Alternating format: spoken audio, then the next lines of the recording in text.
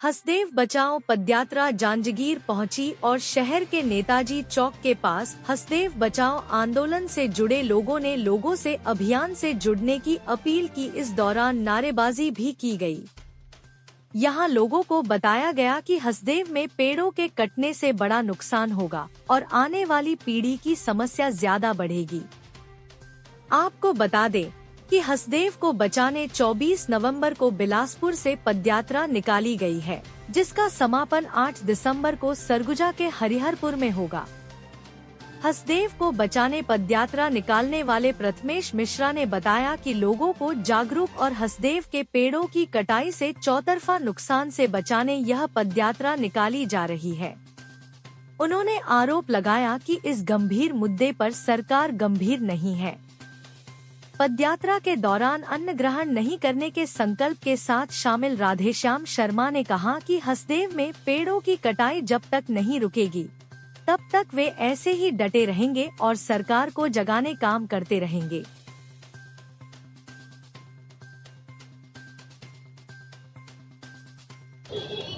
हमारी यह पदयात्रा बिलासपुर से 24 नवंबर से शुरू हुई है और यह 8 दिसंबर को हरिहरपुर हसदेव में जाकर समाप्त होगी।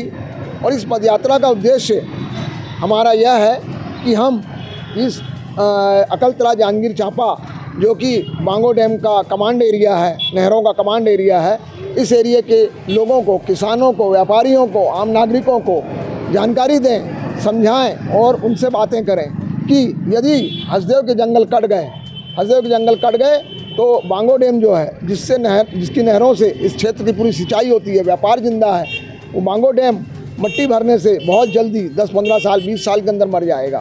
और ये हम नहीं कह रहे हैं, ये भारत सरकार की रिपोर्ट कह रही है कि बांगो डैम अगर जंगल कट गए, खदानें खुली तो बांगो डैम ख़त्म हो जाएगा।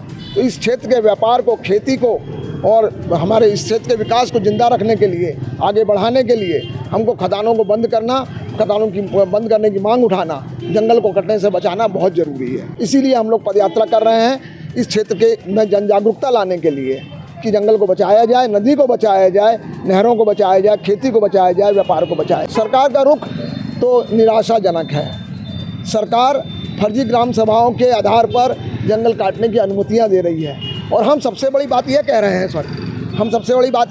हैं कि सिर्फ ग्राम सभा की अनुमति क्यों, हम किसानों से, हम व्यापारियों से, हम नागरिकों से अनुमति क्यों नहीं ली जाती है?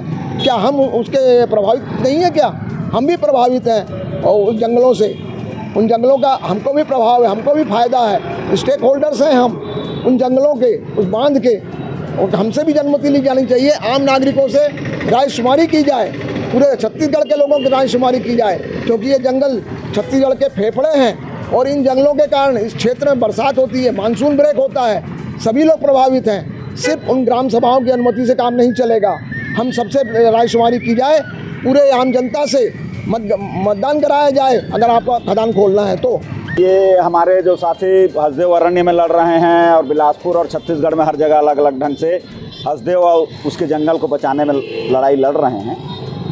मैं एक शपथ लेकर के घर से निकला हूँ कि हमारे साथी अगर लगभग 3 वर्ष हो गया, 12 वर्ष से लड़ाई लड़ रहे हैं, पुलिस का लाठी डंडा और बर्बरता झेल रहे हैं, फिर भी डटे हुए हैं, तो मैं अपने घर से संकल्प लिया था कि इस पदयात्रा में अन्न त्याग करके इस पदयात्रा को पूरा करूंगा और हरिहरपुर साली जो सरगुजा में है वहां उस आंदोलन में सम्मिलित होऊंगा। और जब तक सरकार पेड़ों की कटाई नहीं रोक देगी, अपने निर्णय वापस नहीं ले लेगी, तब तक मैं अन्न ग्रहण नहीं करूंगा और इस लड़ाई को लड़ता रहूंगा।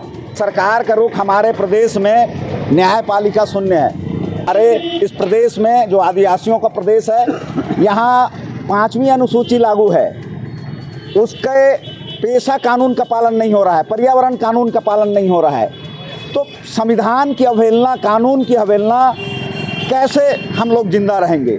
और ये जीवन की लड़ाई है। अगर ये जंगल की लड़ाई है, पानी की लड़ाई है, तो ये जीवन की लड़ाई। हमको जिंदा रहना है तो हमको आखिरी सांस तक लड़नी होगी अपने पीढ़ी को बचाने के लिए, इस छत्तीसगढ़ को बचाने के लिए।